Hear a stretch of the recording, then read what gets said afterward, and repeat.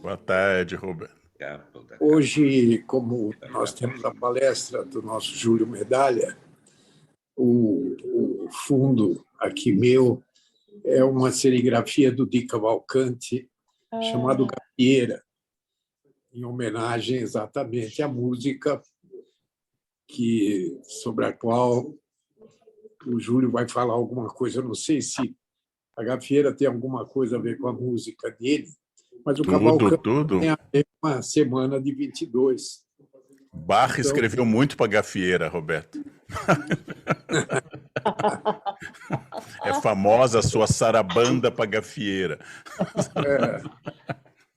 Mas a última palestra da Adelaide foi extremamente interessante. Eu acho que hoje a do Júlio Medalha também será memorável para todos nós. Será melhor ainda, viu, Roberto? Ele já entrou. Ele não tem tantas hesitações quanto eu, nem tantos tiques, porque o Leandro falou que eu passo a mão na orelha direita.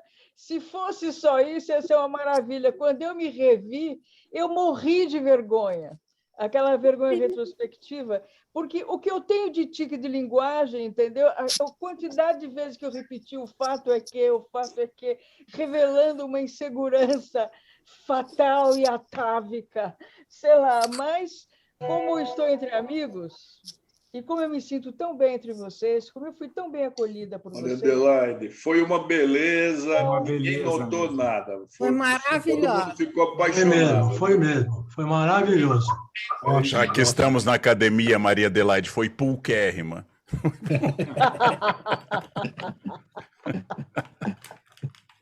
Sua voz melíflua, aflautada. Que coisa absurda. Vamos começar, presidente? Vamos começar, Júlio? Vamos, Júlio. Estão me ouvindo aí? Está claro? Sim. Clear as crystal. Ansiosos. Ah, que bom. Bem, é uma responsabilidade muito grande para mim, não é, que vocês colocaram nas minhas costas, né? Porque essa cadeira que eu estou ocupando hoje, muito honradamente, pertenceu a um dos principais elementos da semana de 22, talvez o intelectual mais ativo e importante, que foi Mário de Andrade, né? E ao apoiador maior, que foi o governador de São Paulo na época, Washington Luiz, que, inclusive, ajudou patrocinando a vinda de vários artistas de fora aqui para São Paulo para fazer, então, essa semana que perturbou tanto a cultura brasileira, né? Na realidade, eu devo falar sobre música, claro, porque, em princípio, se formos analisar toda a relação de obras que foram vistas lá, e escutadas e ouvidas, né? A música que foi a que teve a maior quantidade de oportunidades nessa semana. O Villa-Lobos teve a chance de apresentar 20 composições suas, né? Que ele não fazia no Rio, veio fazer aqui em São Paulo, né? Embora o Rui tenha dito naquela entrevista à TV Cultura que o modernismo já existiria lá no Rio, né? Na realidade, aqueles elementos que ele citou e outros que fariam parte dessa Rio de Janeiro moderna, né, que, de fato, era uma cidade capital cultural do Brasil, a maioria hoje são verbetes de enciclopédia, enquanto o pessoal de 22 está aprontando bastante em vários setores das áreas culturais, né? Na realidade, São Paulo, naquela época, está começando a se desprovincializar, não sei se pode dizer uma coisa assim, né? Se universalizando também com a chegada dos imigrantes, né? Havia também aquele otimismo do pós-guerra, né? As estéticas, naquele início de século, também se multiplicavam. Em 20 anos, aconteceram mais ismos culturais do que em todo o restante da história da música, né? Então, havia realmente um clima para algum acontecimento, né? E aconteceram essas cinco lideranças, digamos assim, aliás, chegaram até a chamar de o Grupo dos Cinco, né? Que era Mário de Andrade, Anitta, Tarsila do Amaral, Menor Del Pique, Oswald de Andrade, né? A Anitta também, e, com isso, formavam um grupo de cinco músicos que parece que até reproduziu o que aconteceu muito pouco tempo antes na Rússia, que formaram também, que se formou naquele país também um grupo de 5 compositores que tentavam nacionalizar a música russa, já que os russos, no final do século XIX, copiavam os modelos centro-europeus. Anita Malfatti, desculpa. Copiaram os modelos do centro-europeu, né? Copiavam Brahms, Beethoven, Wagner, né? Então, existiu lá um senhor, Mikhail Glinka, que foi um grande compositor, disse, não, vamos fazer uma música com as cores sonoras das nossas Rússias, né? Então, ele chamou Borodin, Mussorgsky, Balakirev, Cesar Cui, Rimsky-Korsakov, esse grupo dos 5 também deu uma virada na música russa, que fez parte do que havia de mais importante naquele final de romantismo, né? E os nossos 5, evidentemente, também tiveram essa importância aqui na nossa Semana de 22. Então, assim como vieram vários artistas de várias partes da Rússia tomar parte daquele grupo dos 5, no Brasil também vieram artistas de várias partes do nosso país. Nós vimos Villa-Lobos, por exemplo, e a mulher, Ronaldo Carvalho e Hernani Braga, que era um grande músico, que havia estudado em Paris também, em Paris, né? Eles eram todos do Rio de Janeiro. Frutuoso Viana, um excelente compositor, também pianista, também formado na Alemanha, né? Graça Aranha, veio lá do Maranhão. Renato Almeida, lá da Bahia, e os músicos que fizeram parte também dessa semana, que tocavam as partes das composições apresentadas, eram também músicos de várias partes do Brasil. Então, na realidade, havia esse espírito de equipes, espírito de várias pessoas juntas, trocando ideias, formando estilos, formando companhias e coisas assim. Não era uma patotinha, como o Rui falou, às vezes, lá na entrevista dele, né? E essa ideia de uma cidade aglutinar artistas já era uma coisa que havia em outros países, sobretudo na Europa, né? Nós vimos, por exemplo, a Paris da Belle Époque, lá tinha poucos franceses, né? Tinha o Picasso, que era espanhol, tinha o Stravinsky, que era russo, junto com o Diaghilev, que foi o maior produtor cultural musical do século, Modigliani, que veio da Itália, De Falla, da Espanha, e tinha toda a Lost Generation norte-americana. E Viena foi a mesma coisa. Viena, do início do século XIX, quando foi instituído o classicismo e já o pré-romantismo, quem fazia o brilho de Viena era Beethoven e Brahms, que vinham da Alemanha, tinha Liszt, que vinha da Hungria, tinha Afonso P, que inaugurou o bom humor na música com as suas operetas maravilhosas, né? Ele vinha da Croácia, né?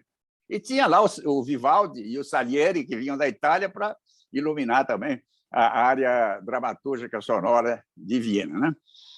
E, apesar das polêmicas que nós temos acompanhado aí por diversos veículos nessa comemoração do centenário, a gente vê que, na realidade, começou a acontecer alguma coisa nessa cidade aqui, e aí eu vou usar aqui uma frase que o Penteado Mendonça, o nosso Nico, né, colocou no seu blog aí da academia, onde ele dizia que, na realidade, o eixo cultural estava se deslocando para São Paulo. E essa que é a grande verdade, né? São Paulo, a partir daí, começou a assumir, por mil razões, pode-se dizer sociais ou industriais, ou sei lá o que for, começou a assumir, de fato, uma liderança cultural no Brasil, e em todas as áreas começaram a acontecer coisas importantes, né? A gente vê que nasceu aqui a primeira grande Bienal de artes plásticas, que trouxe o mundo inteiro para o Brasil, e lá nessas artes plásticas estavam os artistas da Semana de 22 também. Eles acompanharam, eles estavam vivos a ponto de pertencer, então, a essa exposição universal. Na área teatral, por exemplo, aí tem a Maria Adelaide que pode me ajudar, várias equipes se formavam para fazer um teatro moderno aqui em São Paulo, sobretudo no TBC, onde se pretendeu deixar um pouco aquele teatro de vaudeville carioca, bem humorado, maravilhoso, com as musicais da Chiquinha Gonzaga e outros tantos, né? Para se fazer um teatro sério no Brasil, que não se conhecia uma série de obras importantíssimas do Teatro Universal, de Shakespeare a Tennessee Williams a Abílio Pereira de Almeida. O TBC mostrou para os brasileiros que existia esse tipo de teatro encenado com alta qualidade técnica, dramatúrgica, né? E tinha também os novos autores, muitos autores brasileiros foram lançados. Aqui, o próprio Nelson Rodrigues, que foi lançado no Rio uma década atrás, foi também convidado para vir aqui. A sua obra, o famoso Vestido de Noiva, também foi representado aqui. E essa companhia do TBC não era brincadeira, tinha o Sérgio Cardoso, o Nidia Alice, eu não tenho os nomes aqui, Tônia Carreiro, Cleide Ácones, Paulo Tran, Fernanda Montenegro, Fernando Torres, Cacilda Becker, Valmor Chagas. Depois vieram os estrangeiros também, que muito nos ajudaram, né? Adolfo Celli, Henriette Morinot, Ruggero Jacobi, um excelente diretor, Luciano Sarci e Ziembinski também, que estava no Rio e depois acabou vindo parar aqui em São Paulo, né? Foi também nessa época que se fez o Ballet do Quarto Centenário, que foi o melhor grupo de dança moderna que já se criou nesse país, né?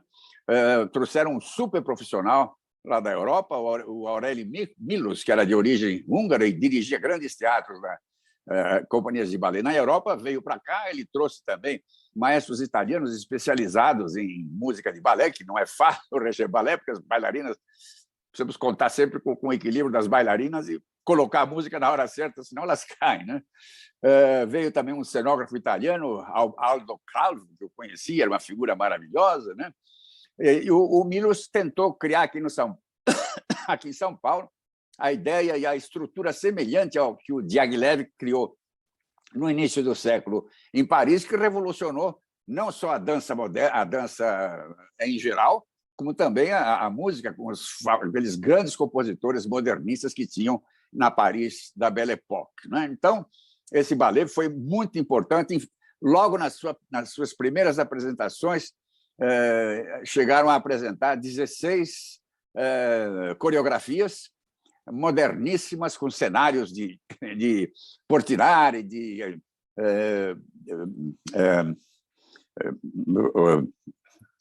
também o Niemeyer fez também um cenário, o escultor lá. Bom, enfim, fizeram várias, o que havia de mais moderno em termos de coreografia, de cenografia também, de arquitetura, que arquitetos faziam também desenhos para o Ballet do Quarto Centenário. Infelizmente, ele teve pouco tempo de duração, porque o Jânio Quadros achou que não tinha sentido patrocinar esse balé e fechou as portas lá, apesar de ter outros tipos de patrocínio que permitiram que ele existisse, né? Mas o Abelardo Figueiredo tentou refazer a coisa e chegou até a montar algumas peças também e, infelizmente, não foi em frente. Mas também em outros setores, São Paulo foi vanguardista, né? A gente viu, por exemplo, a criação da Companhia Cinematográfica Vera Cruz, e tentou implantar uma ideia o que eles viam nos Estados Unidos, né, para copiar um sistema que funcionava muito bem, né? Criou aqui em São Paulo um espírito de cinema industrial, que era o futuro do cinema, como se vê nos dias de hoje, né? E trouxeram, inclusive, vários técnicos da Europa, da Alemanha, da Itália, da Áustria. O pai da Bruna Lombardi veio aqui como cineasta, né? E foram feitos 20 filmes na Veracruz, todos da melhor qualidade. Eram filmes que tinham vários assuntos, bem-humorados alguns, outros mais introspectivos, outros mais filosóficos, etc.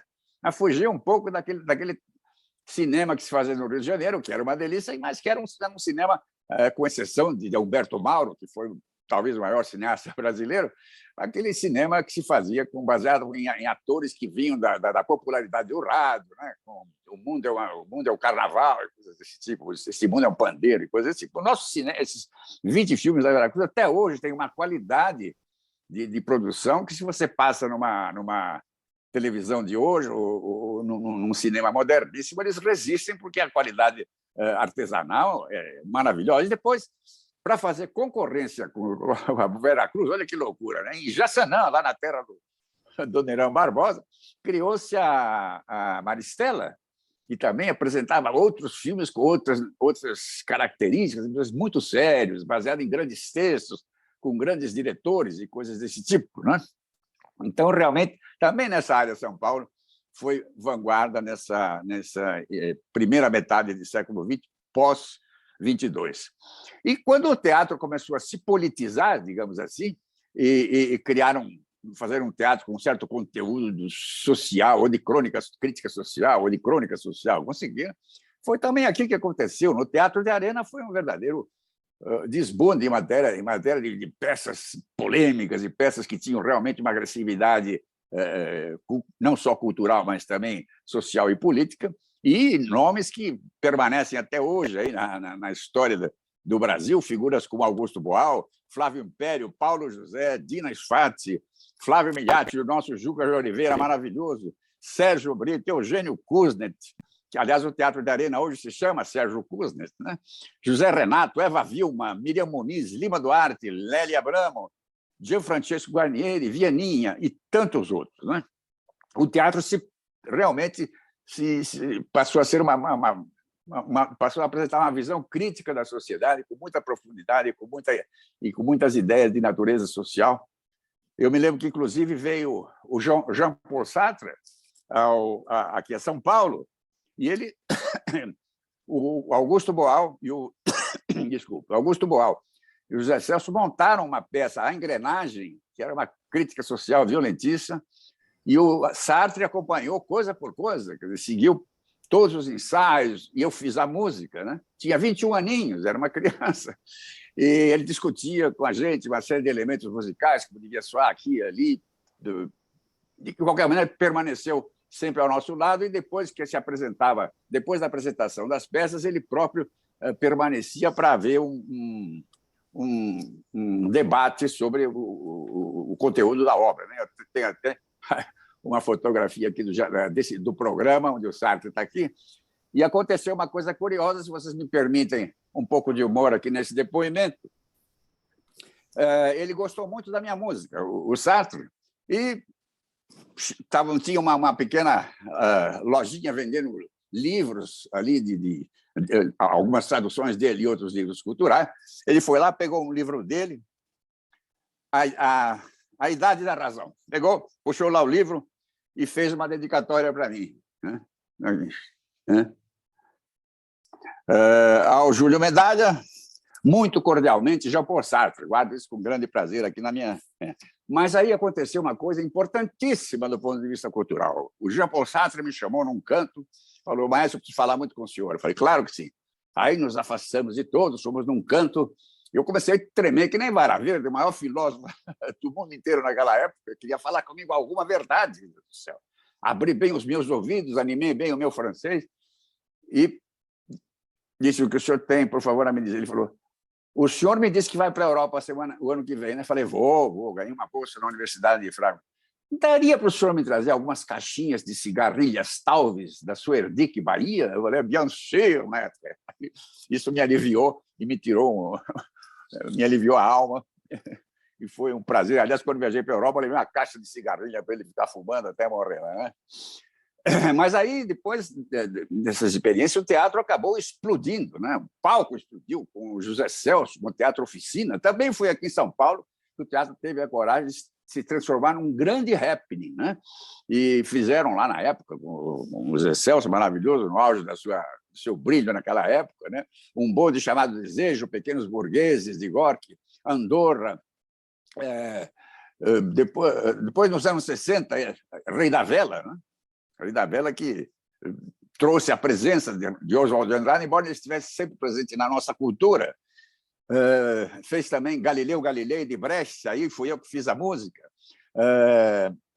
Selva das Cidades, de Brecht, As Três Irmãs de Tchekhov. Isso, quer dizer, um teatro de alta qualidade, muito provocador, feito à la José Celso, que realmente provocava todas as pessoas. Mas aí, do outro lado, um pouco mais acima, estava a maluca da Ruth Escobar. Lá a portuguesa estava completamente fora de si, né? E um teatro ainda mais revolucionário, porque ela, quando fez, por exemplo, fez Lisístrata, que os personagens circulavam pela plateia, música minha também, e tradução do Milor Fernandes, tal. E foi também na época foi um grande acontecimento. Depois ela destruiu o teatro inteiro para fazer o cemitério de automóveis do Vítor Garcia, né? E também foi um outro happening teatral também maravilhoso. Quer dizer, o conteúdo das obras, que eram absolutamente sérios e provocadores, ganhavam um brilho fora do comum com essas grandes montagens, né? Aí ela piorou ainda, ela destruiu o teatro inteiro, fez um poço gigantesco, criou umas passarelas assim e fez o famoso balcão de Jean Genet, né? E aquilo ali, então, ganhou fama internacional. Na época, eu tinha já mudado para a Alemanha, eu trouxe uma equipe técnica da Alemanha para cá para fazer uns filmes sobre o Brasil. Os caras ficaram 3, 4 dias filmando aquilo e passou na Europa, lá na Alemanha, em cadeia nacional, cadeia europeia, com várias outras estações, absolutamente abismados e admirados do que se fazia no teatro brasileiro naquela época, coisa que foi possível, como eu disse mais uma vez, para vocês não se esquecerem, foi possível aqui em São Paulo. Em termos de mais vanguarda que a cidade apresentou, uma coisa também que também os os malucos de 22 estavam presentes ao nosso lado, e eu estava aqui ao lado para fazer algum trabalho também, foi a poesia concreta. Foi o mais radical movimento de poesia internacional, liderados pelos irmãos Augusto e Haroldo de Campos e o poeta Décio Pinhatari. Naquela época, eu trabalhava com eles, fazíamos 2 ensaios por semana, nós éramos duros, né? Eu pegava o bonde lá na Lapa e vinha até as Perdizes, um dia na casa de um dia na casa de outro, né? E discutimos como oralizar os poemas concretos, que eles tinham só uma visão, um aspecto visual, né? Aquelas páginas brancas enormes, com as letrinhas e as frases esparsamente dispostas, né? E eu consegui fazer um artifício usando técnicas de partitura musical para fazer aquelas obras serem também recitadas, que a gente chamava de oralização. Aí eles passaram a chamar de uma obra verbo-voco-visual, quer dizer, tinha semântica literária, tinha o aspecto visual e tinha também o aspecto sonoro, que, evidentemente, fizemos uma série de apresentações na época, né? Mas, né, o concretismo, que foi uma coisa para lá, inclusive a expressão palavra concreta nasceu aqui em São Paulo, esse pessoal se espalhou por todo o Brasil. Eu, quando fui logo em seguida para a Alemanha, fiz exposições de poesia concreta em universidades da Alemanha. Tem até os catálogos aqui em casa hoje, posso mostrar para vocês, e o pessoal ficava deslumbrado de ver tanta coragem literária acontecendo num país lá dos tupiniquins, né? Mas, ligado a esse grupo, tinha também os vanguardistas da pintura concretista, todos os paulistanos comedores de espaguete, né? Fiammingue, Valdemar Cordeiro, Luiz Saciloto, amigo lá, nosso Zé Martins, grande pintor também, Maurício Nogueira Lima, né? Fizeram aquele concretismo, aquela arte abstrata e geométrica, que também ganhou exposição em muitos museus de arte moderna do mundo. Vi até recentemente em Nova York alguns daqueles quadros, né? Eu tenho alguns aqui que me deram de lembrança, né? E Casimir Sfeyer também, que fazia uma escultura também concretista, e esse pessoal, então, também se encontrava. Então, havia um absoluto isomorfismo, né, literário, visual, né, naqueles debates quentíssimos que tinha. A presença dos malucos de 22 era constante. Vira e mexe, o Haroldo restaurava mais um livro, o Augusto trazia mais umas novas edições de obras descobertas que eram feitas pelos poetas de 22. Eles sempre estiveram presentes, o pessoal da Semana de 22, né? Outra área também, que São Paulo também resolveu dar um tapa na mesa, foi a questão da arquitetura, né? Isso aí até foi comentado recentemente, né, no programa recente. A arquitetura moderna no Brasil, ela praticamente se iniciou. Claro, Niemeyer foi o maior gênio da arquitetura do mundo brasileiro. Pronto, tudo bem, concordamos. Mas onde é que o Niemeyer, quando estava se formando, onde é que ele foi trabalhar? Mudou para São Paulo, ele já estava ligado ao Lúcio Costa, né? Só que o Lúcio Costa fazia, ainda naquela época, uma arquitetura neocolonial e tal, né? O Niemeyer foi trabalhar com Warschawski, o pai de uma moderna arquitetura brasileira, e uma arquitetura com características brasileiras, ou seja, uma arquitetura tropical, com muitas janelas, coisas leves. Tal. A gente vê a própria arquitetura do Niemeyer, os edifícios sobre pilotis, parece que eles estão boiando, né? Quer dizer, aquela coisa leve que foi criada aqui em São Paulo e resultou, inclusive, depois passou a se chamar de Escola Paulista de Arquitetura, com arquitetos paulistas maravilhosos, como Vila Nova Artigas, Rino Levi, Davi Libeskind, que fez o Conjunto Nacional, o nosso querido Benedito Lima de Toledo pertencia a essa trupa também, e o recentemente falecido Paulo Mendes da Rocha, está tudo numa linha só. Nosso queridíssimo Rui Otaki, que foi embora sem pedir licença para nós, ninguém autorizou ele ir embora. E vieram também outros, né? Vocês devem conhecer, o Joaquim Guedes, o Aflalo, o Gasperini, o Salvador Cândia, né? Que fez o Cinema Metrópole também, que é um projeto ousadíssimo, né? Também São Paulo que deu um pontapé nessa iniciativa, né? A TV brasileira, a TV na América Latina inteira nasceu em São Paulo, né? E, muito inteligentemente, eles trouxeram o vigor do rádio, porque o rádio brasileiro era psicodélico, né? O grande rádio que se fazia naquelas principais emissoras aqui de São Paulo era psicodélico, aquelas radiofonizações, né? onde os atores praticamente impostavam a voz. Eu achava aquilo ridículo quando eu era criança, né? Porque a minha mãe ficava costurando e ouvindo aquilo, aquelas vozes impostadas, meu amor, eu te amo, você, não sei o quê, não sei o que lá, amor, depois eu fui ouvir, muitos anos depois, algumas novelinhas gravadas, né? E eu vi que os caras estavam usando a voz, eles estavam usando o microfone, entravam aquelas sonoplastias deslumbrantes atrás, só de música clássica do final do século XIX ao início do século XX, era Tchaikovsky, Debussy, Ravel, Stravinsky, Paul de Castro, que esses geniais sonoplastas faziam, Lima Duarte, que era sonoplasta, Salatiel Coelho, José Moura, esse pessoal do rádio, eles não conhecem o nome, mas que, aliás, conhecem Lima Duarte porque ele virou ator, né? Mas ele era sonoplasta no início, né? Então, o rádio brasileiro tinha uma dinâmica sensacional, eles tinham a capacidade, esses malucos do rádio paulista, de entender que o som é feiticeiro. Então, a minha mãe ficava ouvindo as novelas e ela ficava enfeitiçada com aqueles sons ali, né? Aquelas vozes, aquela sonoplastia, aquela coisa. Parecia uma viagem psicodélica, né? Mas era uma coisa incrível esse rádio brasileiro. Isso foi parar na televisão, porque a televisão brasileira e a televisão paulista, porque a do Brasil nasceu 3 anos antes da europeia, né? Ela se baseou em atores do rádio, em artistas do rádio e autores de textos também do rádio, né? E transformaram aquela linguagem radiofônica, como eu disse, psicodélica, etc., também em imagem, né? E aproveitaram toda aquela habilidade que eles tinham de narração para fazer uma televisão também muito brilhante e com muita seriedade, porque a televisão sempre tinha no início não só peças assim simples, um beijo, alô doçura e coisas assim para logo depois do jantar, mas toda semana tinha a TV de vanguarda, tinha também aquele programa Antártica no Mundo Sons, música, sempre música, com Bernardo Federowski regendo, grandes orquestras sinfônicas, e tinha o mundo da fantasia com Abelardo Figueiredo, que ele fazia com os bailarinos do Teatro Municipal, faziam espetáculos, parecia aqueles grandes filmes musicais norte-americanos. Quer dizer, isso tudo aconteceu aqui em São Paulo e com muito brilho. Por isso que a televisão brasileira ganhou depois até uma fama internacional que ela tem nos dias de hoje. Mas aí entrou Álvaro Moya, que visitou a nossa academia um pouco antes de morrer, infelizmente, que foi chefiar a TV aqui em São Paulo, tudo aqui em São Paulo, né? Ali no centro da cidade.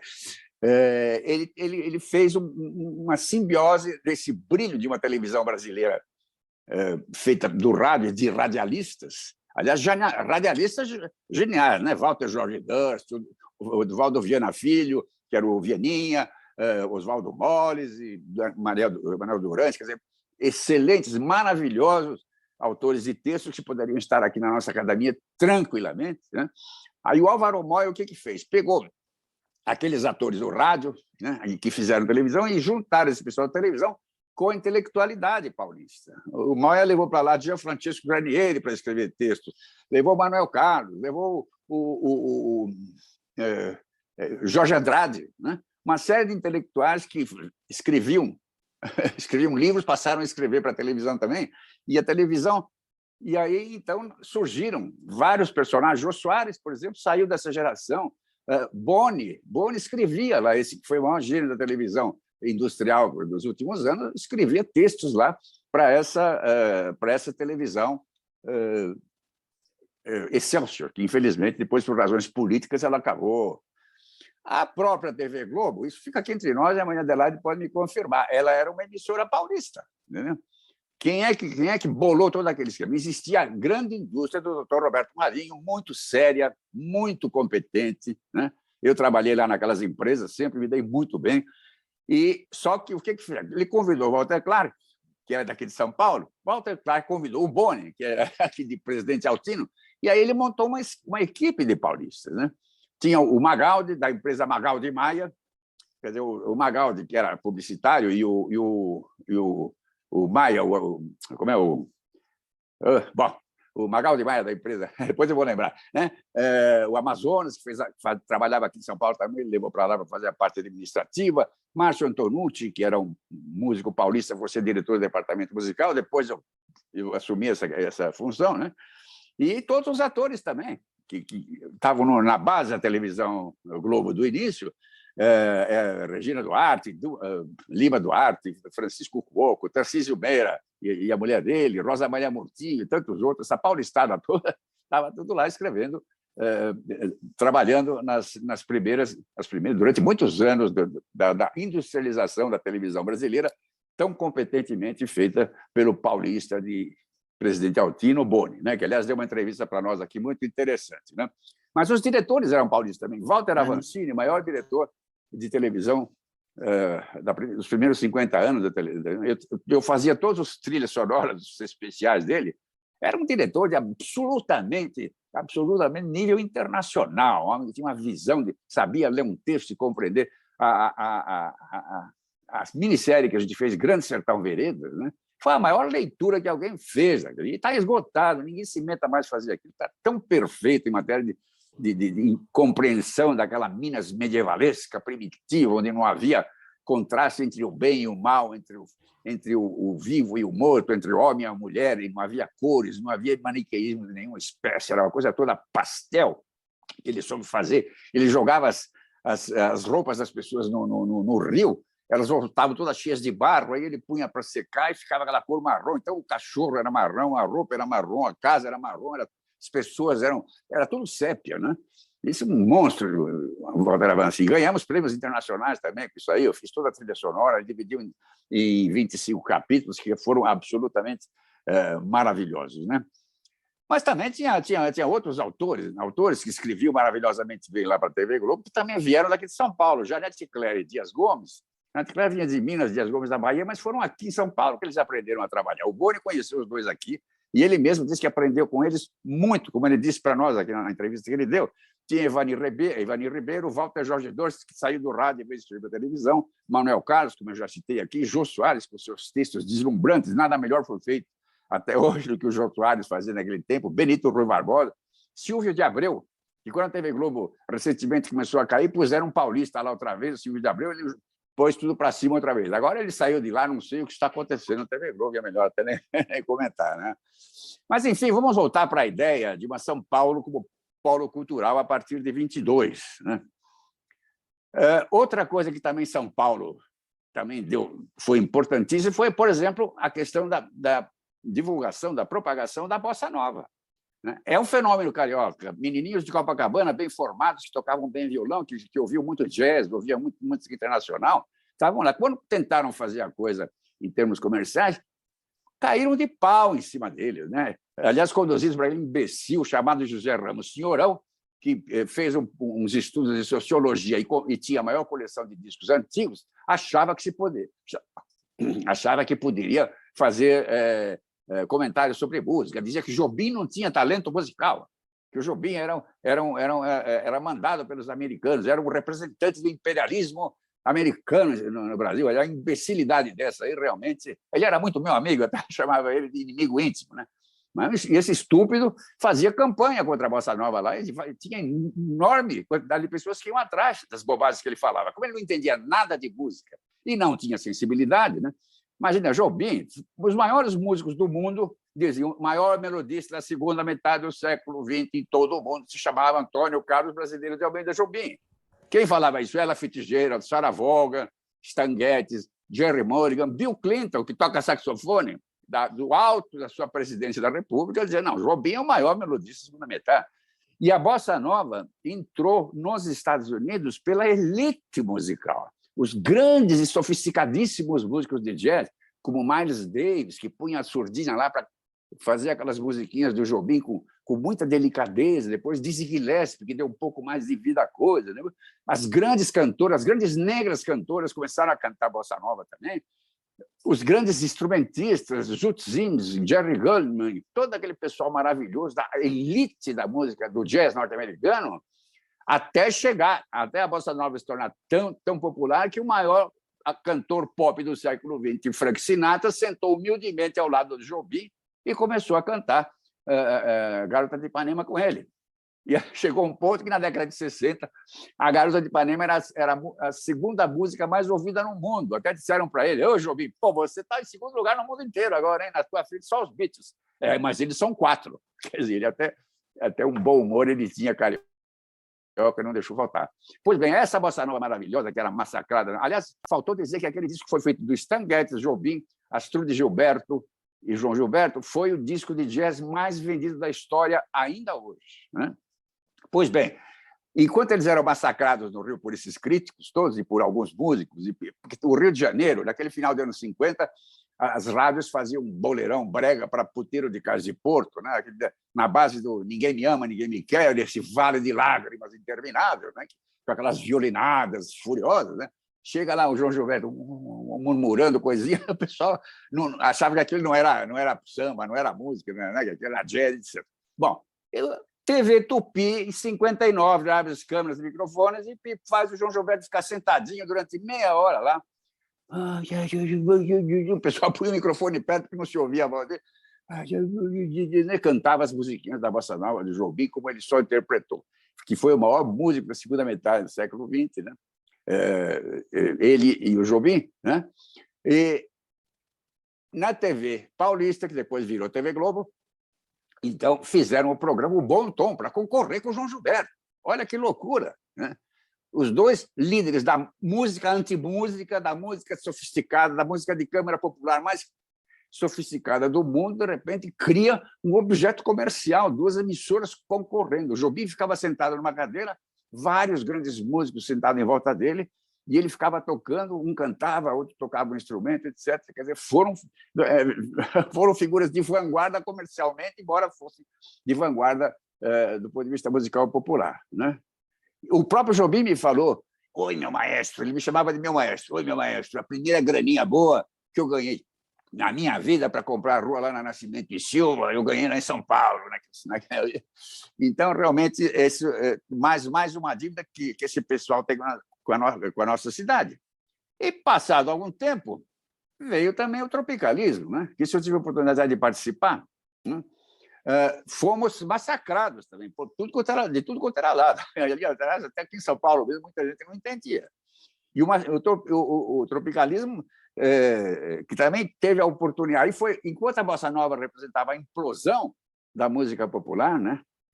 O tropicalismo representou uma explosão, porque naquele caldeirão fervilhante ali tudo cabia música fina, música cafona, música de vanguarda, música de retaguarda, o canto e o grito, o apito, o portunhol, o latim, o rock, o jazz. Tudo era possível naquele tipo de música, né? A poesia concreta e a poesia de Cuica de Santo Amaro, que era um poeta lá do interior da Bahia, cabia tudo. E essa abertura que foi feita na época do tropicalismo, etc., criou um problema para a década seguinte, porque depois ninguém sabia mais o que fazer com música, né? Mas isso tudo aconteceu aqui em São Paulo. Um era baiano, alguns...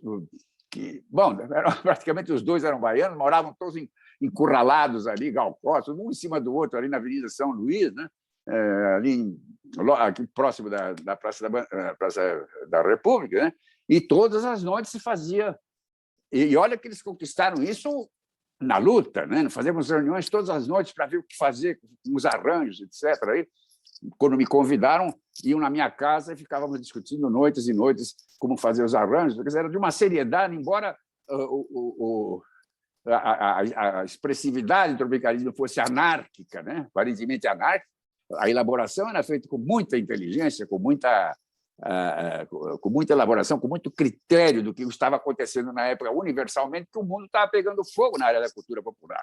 O rock tinha a melhor qualidade em termos de provocação, depois de Sgt. Pepper. Primeiro virou uma música dançante, depois virou uma música mais melódica, e depois, com a entrada de Yoko Ono lá no universo do rock, como mulher do John Lennon, então ali a vanguarda explodiu também no rock, e aquilo ali provocava no mundo inteiro ideias incríveis de comportamento, de abertura para outros tipos de ideias, não necessariamente ou apenas musicais, e o tropicalismo pegou isso no ar. Então, o tropicalismo era um sarapatel de ideias. E foi duro até o pessoal entender. Quem entendeu que aquilo ali era um perigo foram os militares, que prenderam Gil e Caetano.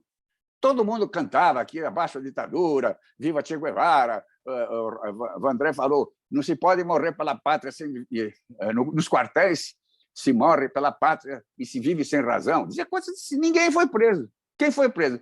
O Caetano, que falava em Água Azul de Amaralina, e o Gilberto Gil, que falava o Rei da Brincadeira José. Os milicos perceberam que ali, em termos de linguagem, não de língua, porque o tropicalismo não era panfletário, né? A mensagem era via linguagem e não via língua. Os militares perceberam isso e encaçaparam os dois. E quando o Gil e o Caetano foram soltos, eu fui para a Bahia buscá-los, né, para visitá-los. Caetano me disse, um milicão daqueles com 500 medalhas penduradas aqui, falou: vocês, com esse negócio de fazer da realidade uma pasta informe, destruírem modelos constituídos, vocês estão agindo com uma das maneiras mais modernas de subversão, talvez a única. Pô, parece uma frase do McLuhan, do Décio Pinhataro, no entanto, era um milicão que dizia isso tranquilamente para eles, né? Esse foi o tropicalismo que nasceu aqui em São Paulo, 100%, com Caetano cantando aqui nas rádios, com o Gil, quando chegou aqui, trabalhava aqui na Gessi Lever, aqui em São Caetano do Sul. De noite, ele pegava o ônibus, vinha para o Barbocinha, ali na Via São Luís, com gravatinha ainda, ficava sentadinho num cantinho, até que ele teve a oportunidade de poder cantar e fazer alguma coisa. Mas vamos voltar para 22, que é o que interessa. Na realidade, a grande personalidade musical de 22 foi, evidentemente, Villa-Lobos. Existiram outros grandes músicos que participaram também, além da própria mulher do Villa-Lobos, Lucília Villa-Lobos, que é uma excelente pianista, Fernando de Braga, que era um grande pianista e compositor formado em Paris também. Mas o Villa teve a oportunidade de mostrar 20 composições suas, 20. Em todas as 3 noites havia música de Villa-Lobos. O Villa-Lobos que não se apresentava no Rio. O Villa-Lobos não se apresentava no Rio, não, porque tinha lá um crítico de música chamado Oscar Guanabarino, que caía de pau em cima dele, mas dizia horrores. O Villa-Lobos não conseguia colocar suas músicas para serem executadas. Ele fazia apenas música de câmara, né? Porque música de câmara ele podia apresentar em recintos menores, em casas de família, né? Coisas desse tipo. E com isso, então, ele foi desenvolvendo o seu know-how composicional, praticamente fazendo música de fundo de gaveta, né? Porque não tinha chance lá no Rio. E ele veio para São Paulo. Pela primeira vez, ele veio exatamente na semana de 22, onde ele apresentou 20 composições suas distribuídas em 3 noites. E se vocês forem ouvirem essas músicas, procurem se informar, vocês vão ver que eram obras absolutamente de vanguarda, em termos universais. Quer dizer, o Rio de Janeiro moderno, infelizmente, o Rui Castro não citou Villa-Lobos, né? Falou mal dos nossos artistas aqui, mas e dizer que no Rio já se fazia modernismo, enquanto os outros foram parar apenas nas enciclopédias de hoje. O Villa-Lobos foi a grande figura, isso ele não tocou na entrevista que ele deu. O Villa-Lobos também só deu certo aqui em São Paulo. Ele veio para cá e mostrou suas obras absolutamente experimentais, né? Existia, por exemplo, um quarteto simbólico para flauta, harpa, saxofone celeste e um coral feminino cantando. Ele colocou uns cenários, umas tapadeiras atrás e projetava luzes, enquanto a música tocava, tinha momentos de luz e sombra, movimentação de luzes diferentes, com gelatinas coloridas e coisas desse tipo, né? E ele realmente apresentou o que havia de melhor. E, curiosamente, apesar de ele ter feito, algumas vezes, provocado escândalo, outros aplausos, etc., etc., ele foi muito considerado aqui, e o pessoal segurou ele aqui em São Paulo. Ele ficou aqui em São Paulo, mas algum tempo depois da semana.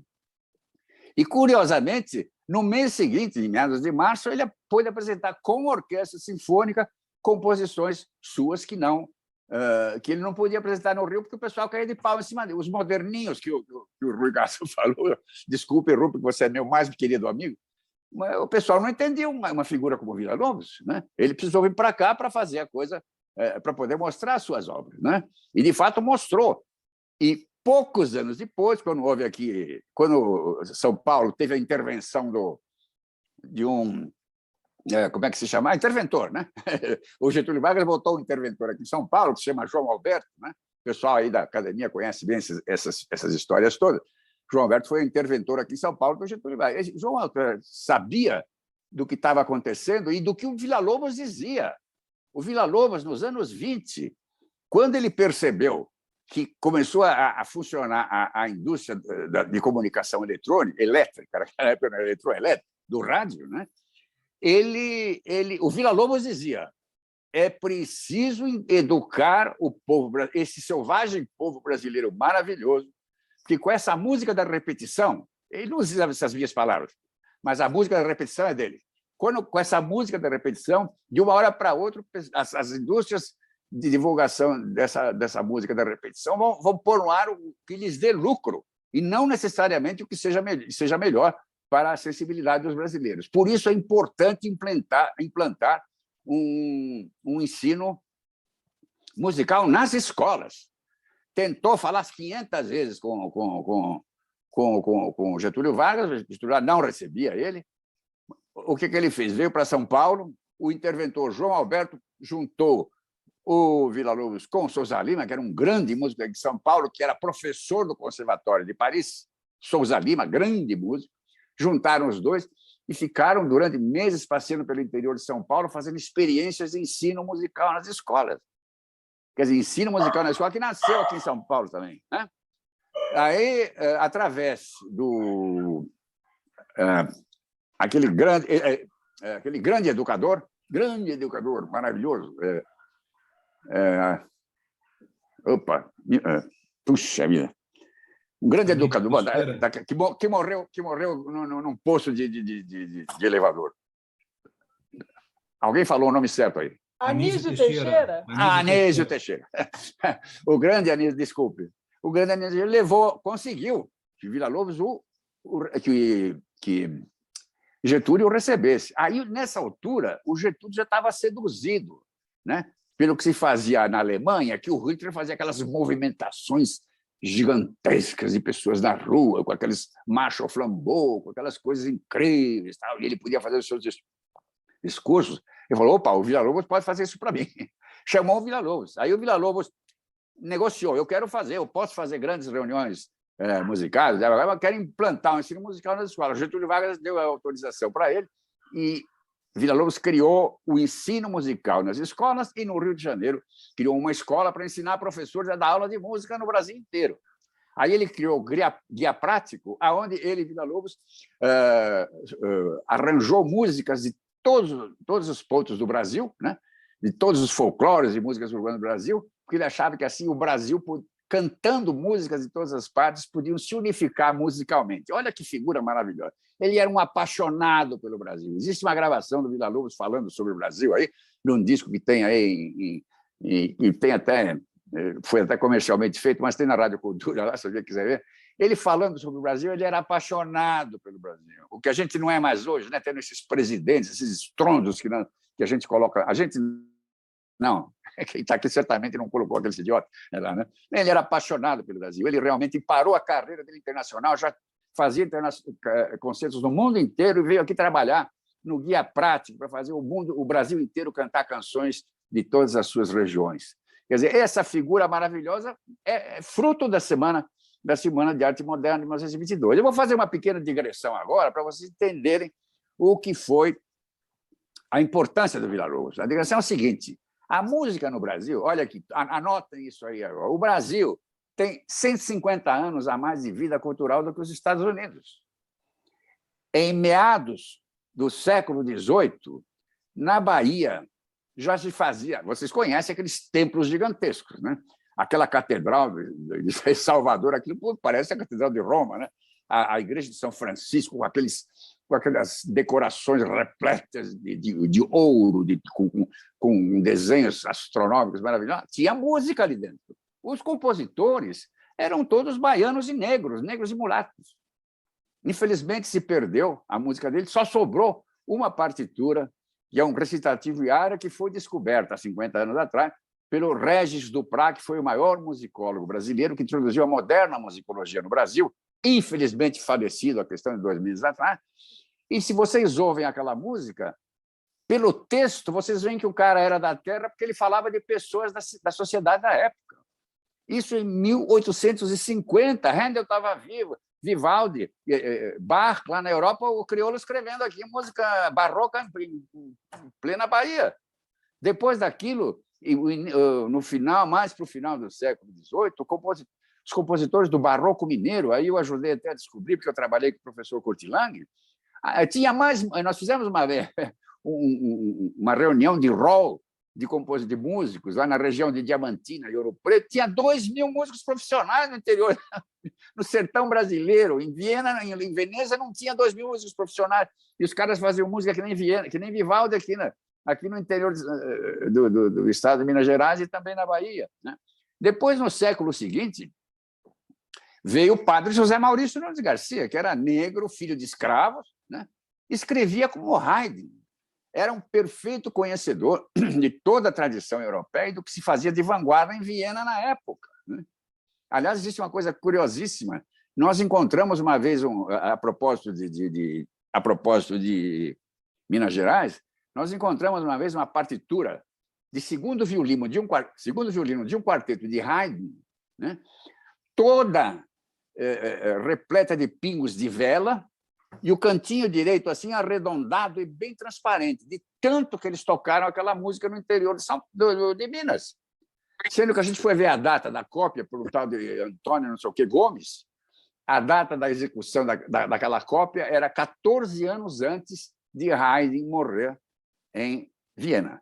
Você vê a informação como chegava aqui no interior do Brasil desse tipo de música. Aí Haydn, o padre José Maurício, então, aproveitou toda aquela informação que chegava da música clássica, se transformou num Haydn negro brasileiro, escrevia tão bem quanto, e o Neukomm, que era um compositor que era assistente de Haydn em Viena, quando veio dar aula para Dom Pedro II aqui, ele disse: encontrei no Rio de Janeiro o maior improvisador ao cravo do mundo. E escreveu artigos sobre o padre José Maurício lá para uma revista de Leipzig. Esse era o nosso Haydn brasileiro colored. Depois veio o Carlos Gomes. Carlos Gomes aprendeu tudo aqui com professores que existiam excelentes aqui no Rio. Depois foi para a Scala de Milão e, de um certo momento, ele estava influenciando a música italiana, porque ele fez a passagem da Grande Opera, aquela ópera mística, cheia de fantasias e de monstros sagrados, para uma música realista, para o verismo, como posso se chamar. Ele é a ponte entre as duas músicas. Foi lá influenciar, ou seja, escrevia em italiano. Depois veio, no final do século XIX, outros músicos também maravilhosos, né? como Alberto Nepomuceno, Fernando... meu Deus do céu. Bom, eu vou lembrar dos vários nomes agora. E esses compositores do Rio de Janeiro, eles escreviam copiando Wagner, né? E copiando aquela música centro-europeia e copiavam Wagner, né? Aí, quando o Alberto Nepomuceno foi estudar em Berlim, né, fez um curso brilhante na Academia de Música de Berlim, ganhou um concerto com a Orquestra Filarmônica de Berlim com obras suas. Aí o Grieg, que era o maior compositor da Noruega, conheceu as suas músicas, levou ele para a Noruega e disse: você precisa parar de copiar Wagner e Brahms e tem que fazer uma música com as cores sonoras do teu país. Aí Alberto Nepomuceno veio para o Rio e começou a escrever música substituindo os elementos, as matérias-primas musicais dos grandes motivos europeus e colocando ali, então, elementos da cultura popular brasileira, do folclore e da música urbana. Inclusive, é curioso, porque os anteriores escreviam em latim, né? O padre lá e o Barroco Mineiro. Machado de Assis, quando escrevia, às vezes, textos para serem musicados, escrevia em francês, que era a língua da cultura. Carlos Gomes escrevia em italiano, né? Então, o Alberto Nepomuceno falou: mas um povo que não canta a sua língua não tem pátria, né? E começou, então, a escrever canções em português, com todo o know-how composicional da música ocidental, mas os caras começaram a cantar em português em salas de concerto. E aí, pau em cima dele no Rio de Janeiro, tá?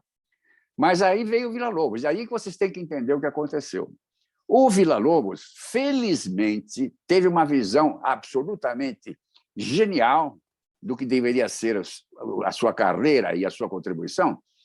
Primeiro, ele fez grandes viagens pelo interior do país. Conheceu todos os tipos de folclore, ficou tanto tempo fora que a mãe mandou rezar uma missa pela alma do seu filho, porque pensava que ele tinha morrido, né? Bom, colecionou tudo que tinha, chegou no Rio de Janeiro, não foi escrever lundus e modinhas, entendeu? E sambinhas e maracatu. Não. Ele foi estudar o que tinha de música de vanguarda na época. Aqui vocês precisam ouvir. Entrem no YouTube e vejam Piano Trio. que são 3 trios que ele escreveu para piano, violino e violoncelo. É um misto de Ravel com Debussy, com Stravinsky, com várias tendências da época. Ele estava absolutamente informado da grande modernidade musical. Isso o Rui Castro não falou, não sei por quê, né? Ele era realmente um músico de vanguarda de seu tempo, né? Aí, quando ele começou a se aproximar, o tempo foi passando, aí ele começou a se aproximar de um nacionalismo musical. Então, ele teve uma visão nacionalista da música brasileira que não era provinciana, não era paroquial, não era caipira. Era uma visão universal de uma cultura popular que era muito, muito vigorosa. O que ele via nas ruas lá do Rio de Janeiro, cara, cheia de negros batucando, etc. Ele o viu lá pelo interior de Pernambuco, Bahia, etc. Né? Então, ele começou... Aí é que está a diferença entre ele e os que usaram cultura popular até então. Você pega uma música de Bach, chama-se suítes orquestrais, né? Ele tem 6 suítes orquestrais maravilhosas. O que são? Por que chama suíte? Suíte porque é suíte de danças. Então, o que fazia o Bach? Pegava uma dança bourrée e escrevia aquela dancinha que se fazia na rua com instrumentos nobres. Então, virava a mesma coisa, só que ganhava um glamour da instrumentalidade erudita. Isso não é o que o Villa-Lobos fez. O Villa-Lobos foi descobrir onde tinham polos criativos na cultura popular e, com todo o seu know-how composicional universal, que vocês veem no trio dele ali, que parece, como eu disse, parece Debussy, Ravel e Stravinsky, havia um conflito entre as duas. Por isso que eles diziam, o folclore sou eu, não me culpem de nada. Ele queria realmente fazer uma maçaroca de ideias.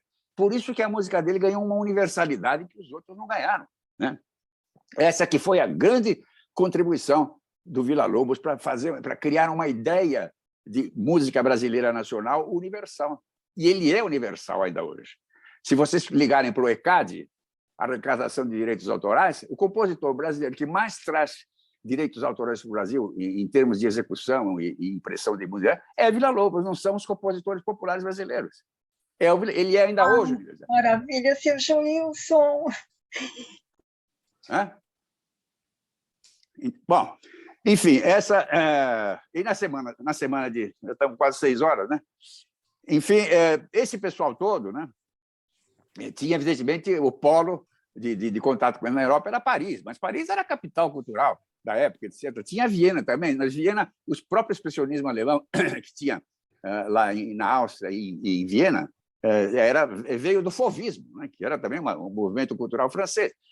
Mas a música de Villa-Lobos tinha essa característica da mistura de ideias que tinha na música francesa da época, porque, por exemplo, o Stravinsky, que não tinha nada a ver com o impressionismo de Debussy, estava misturando, as coisas se misturavam lá, né?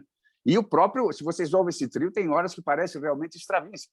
E, em 1922, Villa-Lobos escreveu o Choros número 10, que tem uma versão que vocês podem ver no YouTube, da Orquestra Sinfônica e Coro de Londres, um concerto no Royal Albert Hall, o regente lá de primeira qualidade internacional e o locutor da BBC dizendo: vocês vão ouvir agora uma obra que é a Sagração da Primavera Brasileira. Pô, Sagração da Primavera é a maior obra musical do século XX. Comparar ela com o Choro número 10 de Villa-Lobos é colocar Villa-Lobos no altar. E Arthur Rubinstein, que conheceu Villa-Lobos aqui no Rio e que divulgou a música dele em todo o mundo, né?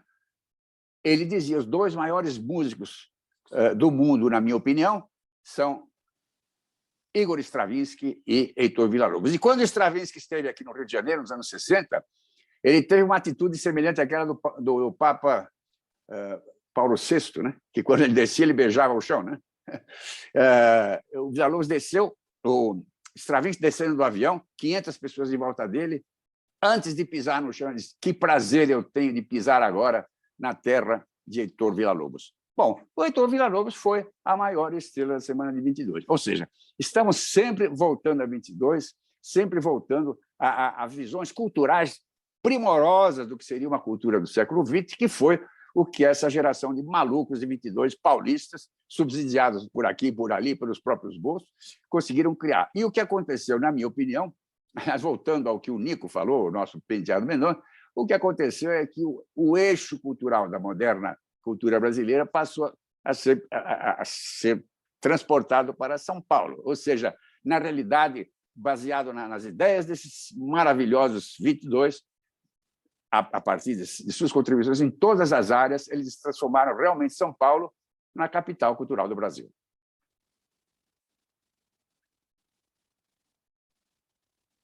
Parabéns, viu? Você não só traçou um panorama do aspecto musical da semana, como você realmente falou sobre a cultura brasileira no século XX, em São Paulo e no Brasil. Parabéns, Júlio Medalha. Parabéns. Aprendi com você como fazer uma palestra. Parabéns, Júlio. Uma beleza, Júlio. Muito bom, Júlio. Parabéns, viu? Lindo. Pesquisa brilhante que você fez, viu? Muito bom mesmo. Pastor é um perigo. Pastor é um perigo, porque o pastor é músico, né? Impressionante. Júlio, ele esconde o passado dele. Diga. Parabéns. Olha, maravilhoso. Foi maravilhoso, viu, Júlio Medalha? Olha, vamos guardar isto para a nossa vida, viu? Opa. Júlio, primeiro, muito obrigado por me citar nessa palestra magistral. Eu não tenho tamanho para isso, mas eu gostaria de dizer que você esqueceu um compositor brasileiro que teve uma noite especial em Paris e que se chama Dom Pedro I. Isso vamos chegar lá. Esse ano aqui vou fazer um concerto no Rio de Janeiro com obras de Dom Pedro I, porque ele foi ele além de ter sido o inventor dessa desgraça toda aqui, ele era um grande compositor. Ele estudou com esse aluno de Haydn, Neukomm. Aliás, o Neukomm era espião, né? Então eu acho que ele veio para cá para botar na cabeça de Dom Pedro, para botar para proclamar a independência do Brasil, porque os franceses não gostavam dessa relação que o Brasil tinha com a Inglaterra, que protegia os nossos navios e tudo, né? Mas, de qualquer maneira, Dom Pedro I aprendeu muita música com o Neukomm, e ele escreve em estilo assim, meio Rossini Mozart, né? Da melhor qualidade. E quando ele voltou para a Europa, depois que ele saiu do Brasil, ele morou uns tempos em Paris, e Rossini regeu obras do Dom Pedro I. Olha que honra, que coisa maravilhosa, né? Obrigado, Júlio. Nico. Sim. Júlio, está me ouvindo? Sim, estou te ouvindo. Fala, Mafra. Olha, rapaz, uma coisa excelente. O seu trabalho foi magnífico. Opa. É um depoimento histórico, né, que deve ser divulgado no Brasil todo, e especialmente no Rio de Janeiro. Excelente o seu trabalho. Excelente. Parabéns. Muito obrigado, Mafra. Obrigado. Duas viagens no tempo, né? Começou com a Adelaide e hoje tivemos o brilhante Júlio Medalha também, com a memória estonteante. Incrível. Parabéns, Júlio. Às vezes a memória falha na hora que a gente precisa dela, mas tudo bem. Júlio, eu queria lembrar que o Carlito Maia, cujo nome te escapou... Isso, Carlito Maia. O Roberto Carlos. Isso, Carlito Maia. Carlito Maia junto com o Magaldi. Isso, Magaldi Maia. Isso. Aliás, você... Carlito Maia era meu grande amigo. Sem dúvida. Aliás, a Beth Milan me ajudou quando eu fiz aqui em São Paulo a premiere de uma obra do Erik Satie, que ela foi buscar lá, ela foi descobrir lá na Rue Chauchat de Paris, a editora do Irã lá, que não queria mandar as obras do Erik Satie da França para cá, porque no Brasil não se pagava música, não se pegava direito autoral corretamente. E ela descobriu isso aí, eu trouxe para mim. Você trouxe as partituras ou deu as indicações? Não me lembro exatamente.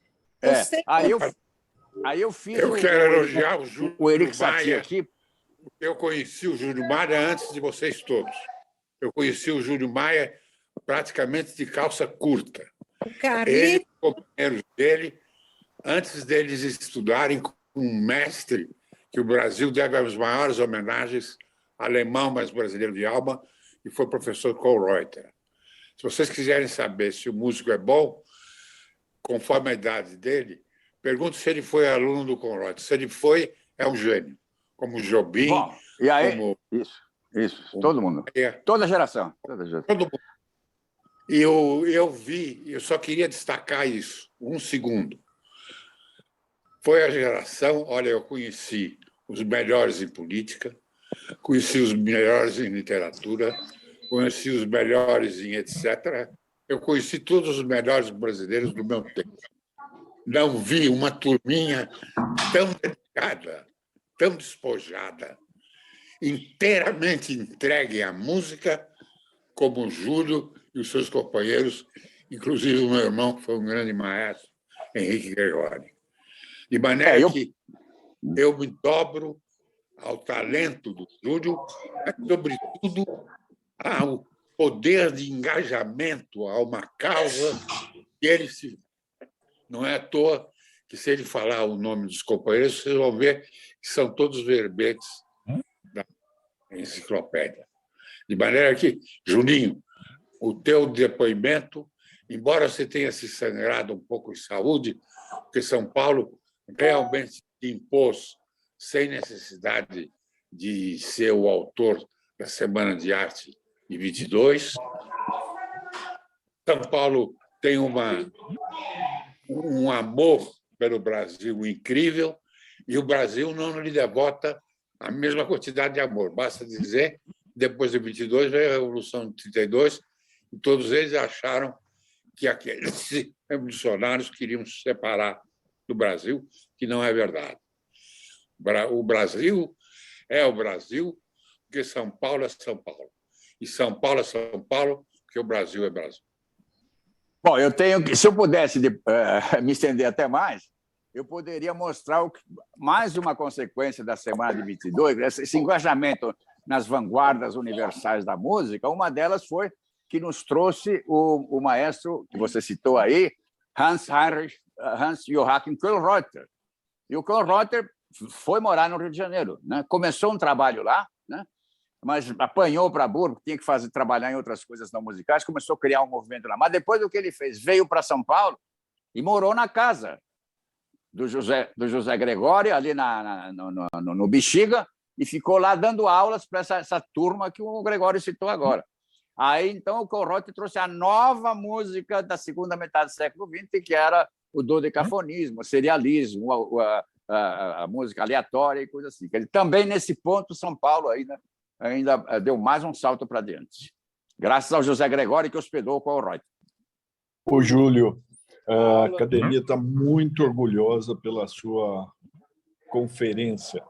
Você deveria ter sido você na Roda Viva e não nosso amigo Rui Castro. Eu preciso de amigos como vocês, hein? Parabéns, maravilha, viu? Tá bom. Amanhã eu vou dar uma entrevista na Rádio Cultura. Quem sabe eles me deixam falar alguma coisa que eu posso falar aqui, porque aqui é minha casa. Né? Pode falar. Cultura brasileira a partir da semana de 22. Brilhante. Eu já respeitava você como músico. Quem está falando aí? É João Lara. Sim, querido João Lara, fala. Eu já te respeitava muito como músico, pela participação toda que você teve em muitos desses movimentos que você citou, esses movimentos mais recentes, um cara de vanguarda, tudo, mas eu fiquei abobado de ver a sua cabeça. Você deu uma aula não só de música, mas da arte brasileira a partir da semana de 22, que eu jamais esperava ouvir de você. Fiquei embasbacado, estou embasbacado. Opa, não exagere. Eu queria só dizer mais uma coisa, você tem que fazer isso se expandir da academia, especialmente pelo amor que você tem pela música brasileira, que eu tenho tanto amor quanto, e fico horrorizado, como eu já te disse, falou já. Que existe hoje da música, da música que a gente ouve nos veículos de comunicação. Eu sei que existem, graças a Deus, ainda bons músicos aí pelos submundos, mas essa aula que você deu precisa se expandir, porque os brasileiros precisam saber disso, precisam se orgulhar disso. Eu sempre disse para os meus amigos que a coisa mais fantástica que eu vejo no povo brasileiro é a musicalidade. Isso. 1/10 da tua competência, eu já percebia isso. Agora, o que você fez hoje foi jogar essa música lá em cima. Isso é motivo de orgulho para todo o Brasil. Se o Brasil não fosse um país burro, os presidentes teriam aproveitado essa musicalidade para jogar o país para o exterior. porque é o que talvez nós temos de melhor é a nossa música, seja popular, seja erudita, como você acabou de demonstrar. É uma pena. Posso se diga. Naline, possam projetar posso dividir com vocês? Posso dividir com vocês um momento de muita alegria do dia de hoje com vocês? Além da minha alegria de falar hoje aqui, que no dia de hoje, exatamente no dia de hoje, faz 50 anos que eu regi na televisão alemã, primeiro canal ARD, no estúdio de Baden-Baden, uma homenagem à Semana de 22. Regi um concerto inteiramente dedicado a Villa-Lobos. Eu tenho até aqui uma fotografia, vocês podem ver. Tem ali eu regendo o trenzinho do Caipira. Atrás vocês veem a câmera da televisão da Südwestfunk de Baden-Baden, né? Eu fiz o trenzinho do Caipira nesse concerto. Opa, eu tenho outra. Eu já estou cheio de fotografia aqui para mostrar para você. Caiu aqui. Está aqui. E nesse mesmo programa, no dia de hoje, há 50 anos atrás, fiz também a Baquiana número 3 de Heitor Villa-Lobos, para a TV alemã, tendo o Roberto Sidon, que está sentadinho no piano ali atrás, o Roberto Sidon tocando a Baquiana número 3. E só que eu não pude assistir esse concerto, porque exatamente no dia de hoje, há 50 anos atrás, eu estava regendo pela primeira vez na minha vida na Filarmônica de Berlim, né? Aqui, só que aqui era programa. Vira o programa, aqui, Júlio. Vira. Assim, aqui é. E o programa, infelizmente, era uma semana de música russa. E está aqui, vocês podem ver. Olha lá, Maestro Júlio Medalha, uma sinfonia de Tchaikovsky. Mas, de qualquer maneira, reger na Filarmônica de Berlim é que nem para um católico rezar a missa no Vaticano, né? Então, o dia de hoje tem 3 alegrias para mim, que, felizmente, 2 eu compartilho com vocês. Naline, Júlio, eu queria sugerir que a aula que a Maria Adelaide deu, que o Júlio agora deu, e que certamente a Beth Milan vai dar na quinta-feira que vem, que fosse feita uma transcrição disso e que fosse publicada uma plaquete das 3, cada uma delas, pela academia. É um registro realmente muito importante, é uma memória histórica que eu acho que tem que ficar registrado. Talvez fazer a transcrição e depois os 3 editam o texto para publicar essa plaquete pela academia. Eu acho que seria importante isso. Eu concordo. Muito boa sugestão. Talvez o Mafra queira colocar na revista, hein, Mafra? Semana que vem quem vai falar é a Marina, não é? Não, é Denise Mata. Denise Mata. Vai falar sobre artes plásticas. A Denise também, depois tem ela e depois a Beth. Os 4 fossem transformados em plaquetes ou no artigo para a revista e tal, para deixar registrado isso. Eu acho que é muito importante. O Naline está meio que no estaleiro, ele foi operado de catarata, está no consultório, me pediu para assumir. Eu pediria ao Mafra que já assumisse, como responsável pela revista, assumisse a coordenação dessa sugestão do Rubens Barbosa, que é primorosa, e depois nós podemos, Rubens, quem sabe, conseguir até patrocinadores para fazer um número expressivo desse material e distribuir para escolas, distribuir para bibliotecas, distribuir, inclusive, para rádios e TVs. Claro. Não, eu queria só lembrar vocês também que no dia 13, agora, a partir de domingo, vai começar um ciclo de palestras que foi organizado aqui por iniciativa nossa, da academia, com a Secretaria de Cultura. Então, foi feito todo um programa com várias entrevistas e tal, e a gente podia reunir tudo isso, o patrocínio, essas palestras que foram gravadas pela Secretaria de Cultura, mais essas palestras, essas 4 palestras da academia.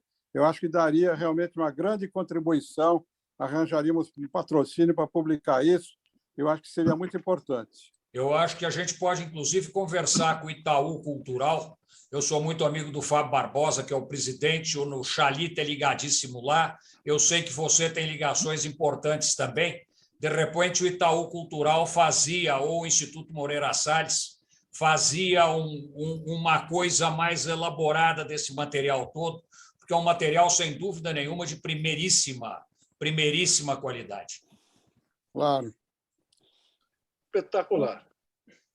Maestro, está me ouvindo, maestro? Estou ouvindo, sim. Então, eu sou a Regina Márcia Moura Tavares. Cortou o seu microfone. Você está sem som, Regina. Sem som.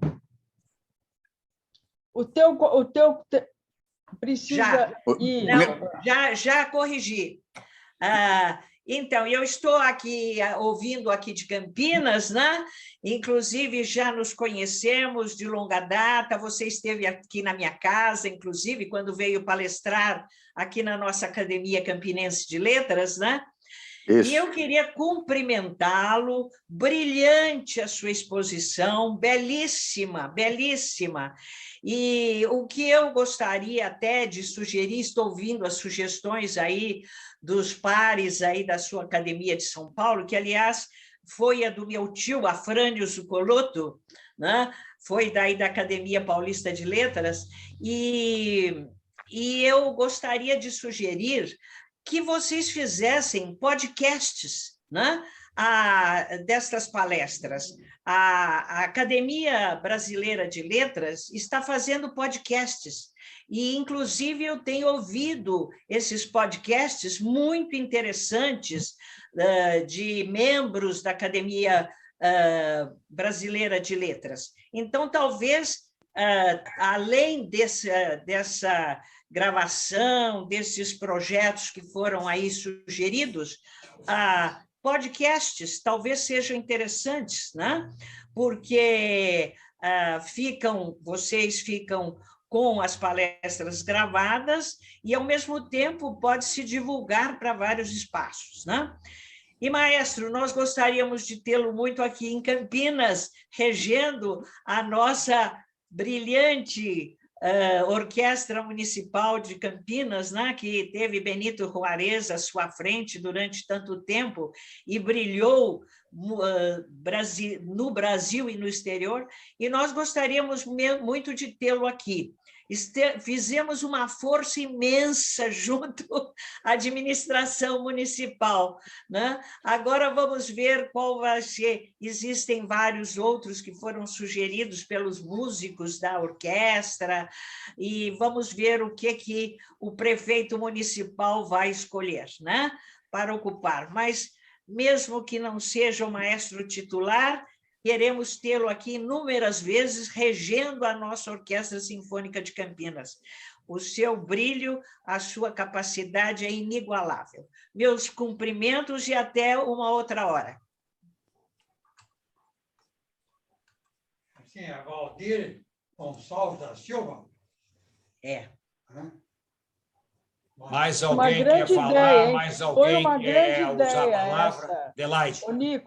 Nico, foi uma grande sugestão essa da Regina sobre o podcast. Podcast é um tipo de comunicação, na verdade, é uma reedição do rádio, né? Mas que tá muito, as pessoas estão ouvindo muito. Eu acho uma grande sacada essa aí. E é mais simples de fazer. Júlio, você está me ouvindo? Estou ouvindo. Sim. Ana Maria Kiefer. Parabéns. Grande Ana Maria Kiefer. Oh. Parabéns, querido. Muito legal, muita informação. Olha, estou muito encantada. A gente vai conversar depois pessoalmente mais, tá? Um abraço muito grande. Parabéns. Eu queria fazer duas pequenas observações, muito rapidamente, se me permitirem. A primeira delas é a alegria em ver a Regina Márcia, porque a minha mulher, Tânia Marina Stolli Jalowski Grau, nasceu lá em Campinas e traz aí a alegria da cidade para sempre. E a outra coisa é a minha grande, imensa tristeza, porque por conta dessa pandemia, faz 2 anos que eu não repito sistematicamente o que acontece sempre no dia 31 de dezembro. Viena, o concerto que vocês certamente conhecem e que é o concerto mais bonito do mundo e faz mais de 20 anos, agora seria 22, que a Tânia e eu assistiríamos lá. Uma beleza de concerto. Alguém de vocês esteve nesse concerto, no dia 31 de dezembro, em frente ao grande teatro que tem, ao grande hotel que tem ali, sim ou não? Zacher, Hotel Zacher. Isso, Hotel Zacher. Zacher, onde tem as melhores tortas do mundo, que o Karajan, quando acabava de reger os concertos, ele atravessava a rua e ia comer a Zacher Torte, que eram as mais gostosas do mundo. E eu comi essa... Se me permitir, ali tem uma coisa muito especial, né? Tem um grande, qual delas? Um grande restaurante lá no fundo, mas do lado direito, na frente, quando você entra, tem um pequeno restaurante, que é um restaurante, o quê? Diga. O Augustin. Ou do Liber Augustin. Não, é um restaurante dentro do hotel. Dentro do hotel, maravilhosa. Isso. Eu queria aproveitar, se eu puder aproveitar esse embalo, para perguntar para o Júlio se ele leu o livro O Amoroso, a biografia o último do homem que eu hoje sento na cadeira dele, do Zusa Homem de Melo, sobre o João Gilberto. É um livro seminal, espetacular, me fez rever toda a minha discografia. Eu fiquei tão emocionado com o livro que eu liguei para a Ercília e falei meia hora com ela, dizendo, entre outras, assim: olha, se daqui a 100 anos quiserem entender quem foi João Gilberto, vão ter que procurar no livro do Zusa.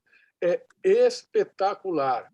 O Zusa mostra também uma competência musical que eu não sabia que ele tinha, porque eu conhecia ele mais de rádio, sabia que ele tinha frequentado Júlia, etc., mas nunca tinha lido ele escrever sobre música. Esse foi o primeiro livro que eu li dele. Não, ele era músico. O Zusa Homem de Melo, eu fiz a apresentação dele quando ele entrou na academia. Né? E eu citei esse fato. Eu conheci ele como contrabaixista, não como escritor nem jornalista. Depois é que ele voltou dos Estados Unidos, é que ele começou. Lá ele aprendeu a mexer em técnica eletrônica de gravação, entrou em contato com vários artistas. Aí, quando ele voltou para cá, ele subiu um pouco a cadeira de jornalismo e de diretor de programas de rádio, etc., e foi expandindo, etc. Mas ele começou a vida dele como contrabaixista. Sim, ele sabe o que está falando. Sim, sabe o que está falando. E, além do que, eu sempre disse isso, ele estudou na Juilliard School, que é a maior escola dos Estados Unidos. Dos Estados Unidos é uma das melhores do mundo. Mas o livro dele, traduzindo os porquês do João Gilberto, como é que ele fazia e tudo mais, é fantástico. Eu recomendo vivamente para todos. E leiam um outro livro dele que se chama Copacabana. Porque hoje estou sentado na cadeira dele e acho que eu tenho a obrigação de dar esse toque. É um livro realmente espetacular. Ele esgota João Gilberto, não perde um minuto com uma bobagem, com as loucuras, nada disso. E belíssimamente bem escrito. É só isso, eu não quero mais atrapalhar. João, leia um outro livro dele que se chama Copacabana. Sim. Que é fantástico. Fantástico. Já encomendei os outros livros dele, porque fiquei impressionado com esse. Esse Amoroso, para mim, que não sou músico, chega uma hora que começa a ficar até ininteligível, porque ele entra na nota, ele entra no jeito, ele entra na partitura, e eu não sei ler essas coisas, então chegou uma hora que eu disse, ele está pondo cultura demais no livro dele, pelo amor de Deus. Eu não achei bom, mas, enfim, ele demonstrou para mim ser um profundo conhecedor de música. Com certeza. Profundo conhecedor de música, e ele botou João Gilberto onde João Gilberto deveria estar sempre. Né? É uma pena. Se você fizer uma enquete hoje para os brasileiros quem é João Gilberto, provavelmente ninguém vai saber dizer, porque a nossa cultura anda de tal forma deformada, achatada por esses imbecis que nos desgovernam há tanto tempo, que até isso acontece. Por isso, mais uma vez, eu fiquei encantado com a palestra do Júlio e acho que ela precisa sair da academia. Brasileiros... Ô, Nico, Oi. Eu quero fazer um desafio para o Júlio Medalha, em que lugar que nós nos encontramos uma vez lá pela Europa. Pergunta para ele. Onde é que você se encontrou com o Eros Grau uma vez na Europa, Júlio Medalha? Ele, como é um ministro, uma pessoa das altas cortes brasileiras, né? Ele estava no Oberkirch, na Münsterplatz de Freiburg, que é uma das 3 grandes catedrais góticas da Alemanha. Eu estava do outro lado, na barraca do Maier, comendo a melhor salsicha do mundo, entendeu? Que ele faz há 4 gerações. E foi assim. Que belo dia, hein, Julinho? É verdade. A salsicha do Maier precisa fazer parte da vida de qualquer ser humano, porque não tem nada. Um Wurst daquele ninguém faz melhor. Eu tenho uma foto sua comendo aquela salsicha.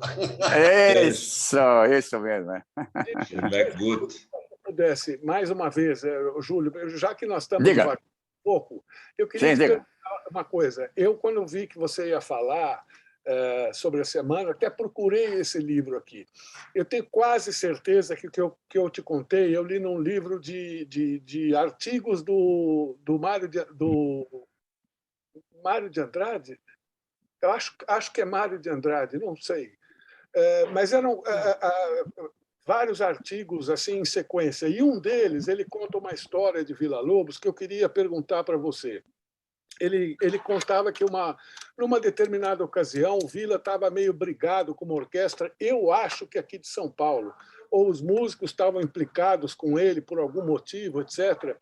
E um músico se gabou de que durante a performance que o Villa estava regendo, e dizem aí alguns que eu já li, que o Villa era um excelente compositor, eu não tenho dúvida disso, mas que ele seria um regente bem medíocre.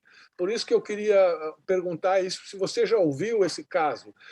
O caso é o seguinte, durante um concerto que ele estava regendo, não me lembro que peça era, um trombonista tocou em surdina o hino nacional brasileiro e depois se gabou para todos os outros que o Villa-Lobos não foi capaz de perceber isso durante o concerto. E o Mário de Andrade, que eu acho que foi o escritor, desancou esse trombonista e contou por que havia essa briga e tudo. A pergunta que eu te faço é, você já ouviu contar essa história? Já leu alguma vez? Tem procedência? Não, isso acontece. Todos os grandes revolucionários da música, Beethoven, Stravinsky, Villa-Lobos e quem você quiser, passaram por esses desafios, porque boa parte dos músicos, preocupados demais com aquela responsabilidade artesanal de tocar bem, etc., eles não ampliam os seus horizontes culturais. Então, quando aparece uma coisa completamente nova, né, eles são, muitas vezes... Se eu te contar o que aconteceu na Sagração da Primavera de Paris, né, aquilo foi um escândalo. Né? Então, isso não só aconteceu com Villa-Lobos, que o trombonista tocou o hino nacional, como aconteceu com Pierre Monteux regendo a Sagração da Primavera, a première em Paris. Quando eu fiz uma vez uma turnê na Europa, junto com Haroldo de Campos, nós fizemos palestras sobre cultura brasileira. Fizemos em Praga, fizemos em Stuttgart, em Baden-Baden, em outras cidades. E quando fizemos essa palestra em Stuttgart, o Haroldo fez uma palestra sobre cultura brasileira, artes plásticas, eu fiz sobre música, né? E aí eu vi no jornal que o Pierre Monteux, o maestro da Sagração da Primavera, em primeira audição mundial, em 1913, estava regendo lá em Stuttgart naquela noite. Aí eu pedi para o Max Benzer, que era o grande professor de estética, para ele ligar para o diretor da Beethoven Halle de Stuttgart para autorizar que eu sentasse numa cadeira lá e assistisse o ensaio do Pierre Monteux, que eu queria encostar nele, porque aquele homem regeu todas as grandes obras da vanguarda do século XX. Né? Quando acabou o ensaio, ele foi andando pelo corredor, eu fui atrás, como se fosse atrás de um santo, e aí ele parou para esperar o carro, eu perguntei para ele, mestre, me conte como foi aquela noite de 26 de maio de 1913, no Teatro do Champs-Élysées. Aí ele morreu de rir, e começou a contar a história. Por sorte, o táxi atrasou, graças a Deus, ele me contava as histórias. Ele contou que eles mal conseguiram chegar até o fim. O Stravinsky ali assistindo lá o espetáculo, porque quem regeu foi o Pierre Monteuil, não o Stravinsky, e as pessoas atiravam coisas no palco, músicos tocavam a Marselhesa, ele não foi só, outros faziam gracinhas com as músicas. Mal porque o barulho e a desordem foi tão grande que mal eles conseguiram chegar até o fim. Aí o táxi, graças a Deus, não tinha chegado. E como é que acabou a noite? Ele falou: como acabou? Eu, Nijinsky, Stravinsky e Diaghilev saímos correndo por um porão lá do Teatro de Champs-Élysées, conseguimos escapar, fomos para a rua, pegamos o primeiro táxi, entramos no táxi, falamos: vamos embora daqui, porque eles estão querendo matar a gente. Aí eles pararam num botequim, entraram no botequim, compraram todas as garrafas de vodka que havia no botequim e circularam por Paris a noite inteira até acabar as garrafas de vodka. Como você vê, são histórias desses compositores que poderemos resumir um dia num livro aí, porque todos sofreram das mesmas consequências. E quanto a esse dado que o João falou do Villa-Lobos não ser um grande regente, procede? Ele não era um grande regente, mas ele regia, porque ele tinha composto a música, entende? Quer dizer, a função da regência tem a audição de uma orquestra e aperfeiçoar os acontecimentos musicais, estabelecer relações, etc. É um artesanato muito diferente do que do que ter uma música na cabeça. Ele não era um grande regente, mas ele tinha um respeito dos músicos tão grande que, quando ele entrava no palco para reger, para ensaiar a orquestra se levantava e aplaudia fervorosamente. É claro que no início do século talvez não entenderam bem e algum idiota fez essas gracinhas. Mas se fala que ele não era um grande regente. Agora, procurem ouvir as gravações que ele fez quase da obra dele inteira com a orquestra da ORTF de Paris, a Orquestra da Rádio de Paris, que é uma excelente orquestra. São todas gravações maravilhosas. Eu, inclusive, quando às vezes vejo peças dele que tem essa gravação, eu vou ouvir porque é muito bem escrito, porque o respeito que ele tinha dos músicos faz com que ele passasse a musicalidade dele e não através de gestos, mas através da personalidade que ele irradiava quando ficava diante de uma orquestra. Agora, existe uma história mais curiosa ainda, que é quando ele veio, quando o Rubinstein, Arthur Rubinstein, o maior pianista do século, em 1918 ele veio tocar no Rio de Janeiro, né? E o Rubinstein se encantou com a música brasileira, ia lá no Teatro Odeon, ficava a noite inteira vendo o Nazaré tocar piano lá, ele ficava encantado com aquilo, né? Aí disseram para ele: mas tem um compositor aí que está aprontando. Segunda década de século XX, quer dizer, próximo de 22. Aí ele disse: eu quero conhecer esse tal de Villa-Lobos, né? Aí foram falar com o Villa-Lobos que o Rubinstein queria conhecê-lo. Aí o Villa-Lobos falou: eu não quero conhecer esse pianista, coisa nenhuma. Esses pianistas eles são os atletas do teclado, eles só querem se exibir, não querem ouvir a música, não querem entender uma partitura. O que ele tem razão para os dias de hoje, que a maioria, 80% dos intérpretes, hoje vocês vão ouvir, não tem nada a ver com o estilo, com o que o compositor tinha, que eles querem exibir a qualidade artesanal da execução. O Rubinstein ficou quietinho e foi embora para casa. No dia seguinte, cedo, ele estava instalado num hotel lá no Hotel Plaza, ali na Cinelândia. Batem na porta dele às 9 horas da manhã, o Rubinstein abre a porta de pijama, está o Villa-Lobos com 10 músicos. E deram um recital de música de Villa-Lobos para Arthur Rubinstein. Rubinstein se apaixonou pelo Villa-Lobos e, inclusive, chegou a falar depois para o Guilherme e arrumar uma bolsa de estudos para o Villa-Lobos para Paris, o que aconteceu, né? O Villa-Lobos foi para Paris e ele disse: eu vim aqui mostrar minha música, não vim aprender, o que era verdade, né? Mas aí o Rubinstein passou a divulgar a música do Villa-Lobos pelo mundo inteiro e, como eu disse agora há pouco, ele considerava Villa-Lobos e Stravinsky os dois maiores músicos do século. Se vocês ligarem no YouTube, procurarem Rubinstein Villa-Lobos, tem o Rubinstein tocando várias músicas do Villa-Lobos lá, que é uma maravilha, né? Mas Júlio, isso é coisa da vida. Júlio, eu estou relendo um livro que eu li quando eu estava em Nova York estudando música, que é escrito pelo Rubinstein, que é o My Many Years, quando ele conta a vida dele a partir do fim da Primeira Guerra Mundial. Isso. Então, a primeira vez que ele veio para o Brasil, ele conta o encontro que ele teve, que ele era muito curioso, e conta o encontro que ele teve com o Villa-Lobos, que o Villa-Lobos estava puto da vida, porque estava tocando num piano, num cinema.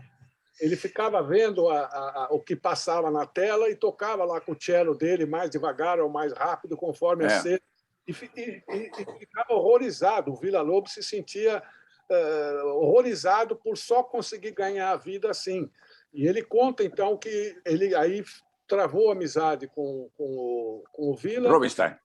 Com o Rubinstein, trazou a amizade com o Villa-Lobos, e o Villa-Lobos deu para ele tocar em primeira mão a prole do bebê. E ele chegou na Europa, saindo do Brasil, isso em 1918, e botou a prole do bebê no repertório dele, e sempre com imenso sucesso, e repetindo inúmeras vezes nesse livro isso que você falou, que ele considerava isso, exatamente. Absolutamente extraordinário. Eu queria rapidissimamente cumprimentar um sujeito que é maravilhoso, já esteve aí conosco, é muito amigo da minha filha e meu grande amigo, que é o Sidney Benetti. Um grande abraço, Sidney. Um grande abraço. Olha, eu quero deixar vocês com inveja. O único sujeito que foi regido pelo Villa-Lobos fui eu, porque eu fiz no meu colégio de primário, no Rio de Janeiro, quando eu morava lá, com 9 anos de idade, um coral de mais de 1000 vozes na Praia do Russo, que é perto da Praça Paris, do Rio de Janeiro, que era regido pelo Villa-Lobos. Então, eu fui com a minha escola, mais uns 30, era uma escola de freira que ficou o Colégio São Marcelo, que hoje no Rio de Janeiro é muito distinguido, e vi aquele coral entoar o hino à bandeira, salve lindo pendendo da esperança, salve, é bonito. A letra, se não me engano, é do Carlos Gomes. Não. Carlos Gomes já tinha... Não é dele, não. Então, Carlos Gomes fez o hino da Universidade de São Francisco, aqui das Arcadas. Esse é que ele fez. Não, das minhas arcadas. Das arcadas do Eros Grau. E o Villa-Lobos... Não é do Júlio Frank, é do Eros Grau. Intervalo fumando charuto e regendo um coral de mais de 1000 vozes em pleno Estado Novo. Como era do Estado Novo, depois eu fiquei com o Getúlio. Nunca contei isso para ninguém. Hoje estou contando, os meus amigos ficam invejosos de eu ter sido regido pelo Villa-Lobos. Eita! Bom, minha gente, são 20:07. A sessão deve ter começado, como sempre, antes das 4h30. Eu acho que nós já tivemos cultura suficiente e o Júlio, daqui a pouco, vai precisar tomar uma pastilhinha para a garganta, e aí vai ofender a Lígia Fagundes Telles, que tem um conto do sujeito que comia pastilhas Valda, eu não sei se vocês já leram, e a amante fica horrorizada, ela tem horror do hálito do camarada com gosto de pastilhas Valda. Então, Júlio, para te poupar disso, se alguém ainda quiser falar alguma coisa, uma última interferência, uma última intervenção. Minha saudação amiga e parabéns ao Júlio Medalha. Espero ter o seu texto o mais breve possível. Ô Juarez, você está ouvindo, Juarez? Doutor Nico, é o Jonathan, pois não? Oi, Juarez, eu acho que você podia anotar essa questão do podcast para ver como é que a gente implementa isso, porque é uma ideia muito boa, sim. Tá bom, eu vou dar uma verificada. Tá bom? Porque aliás, é nossa obrigação. Esses comentários Júlio sobre a semana, a academia tem a obrigação de registrar com palestras o que aconteceu nessa época, né? Afinal de contas, São Paulo... Eu gostaria, só para pôr mais fogo na fogueira, eu fiz uma crônica, inclusive vai para o ar sexta-feira, tem 3 movimentos que são exatamente a mesma história maiores, são 3 pontos. É a Semana de 22, a Revolução de 32 e a fundação da USP. É o movimento de industrialização e enriquecimento de São Paulo. Se vocês prestarem atenção, os três são muito parecidos e os três são profundamente democráticos. É uma mudança de cultura e o começo da valorização da meritocracia em São Paulo. E a meritocracia consegue mudar São Paulo em relação ao resto do Brasil. Se ninguém mais quer falar nada, Júlio, o encerramento é seu. Por favor, vocês me desculpem, mas são 6:45. Eu acho que nós estamos abusando do tempo de todo mundo. Eu sei que o papo está ótimo, a reunião está uma delícia, mas nós estamos há praticamente 3 horas reunidos. A reunião da academia das 5 às 6. Se todos estiverem de acordo, eu dou por encerrada a reunião. Quinta-feira que vem a gente continua e faz outra sessão cumprida, porque o tema 22 vai continuar na pauta. Muito obrigado a todos, muito obrigado pela paciência e pela compreensão do encerramento da reunião.